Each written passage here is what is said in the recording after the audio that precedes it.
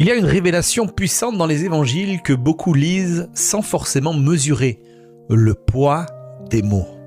Jésus va dire à ses disciples « Je ne vous appelle plus serviteurs, mais je vous appelle amis ». Et vois-tu, ça ce n'est pas juste une belle phrase, comprends bien le contexte culturel. À l'époque, un rabbin ne considérait jamais ses disciples comme des amis. Un disciple était un élève, un suiveur, quelqu'un qui recevait des ordres, pas des confidences. Le serviteur obéit, mais il ne connaît jamais les plans. Et pourtant Jésus va bien le dire, le serviteur ne sait pas ce que fait son maître, mais moi je vous ai appelé amis, parce que je veux vous faire connaître tout ce que j'ai appris du Père. Vois-tu la révélation ?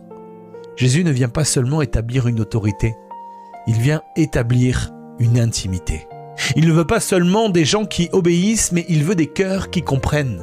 Dans le royaume, Dieu ne cherche pas uniquement des exécutants, il cherche des partenaires. Un serviteur fait ce qu'on lui dit, mais un ami connaît le cœur. Et comprends bien ceci, le plus grand privilège du chrétien n'est pas de servir Dieu, c'est de le connaître.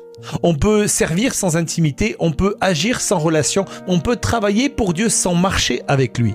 Mais Jésus ne t'appelle pas seulement à faire, il t'appelle à partager. Partager ses pensées, partager son cœur, partager sa vision, partager son caractère. Et écoute-moi bien, quand tu comprends que tu es appelé ami, tu ne pries plus comme un étranger, mais tu pries comme quelqu'un qui a accès. Tu ne vis plus comme un esclave qui a peur, mais tu vis comme un fils qui appartient. Alors pose-toi la question, est-ce que tu es simplement au service de Dieu ou est-ce que tu marches en intimité avec lui ? Parce que le royaume ne fonctionne pas sur la distance, il fonctionne sur la proximité.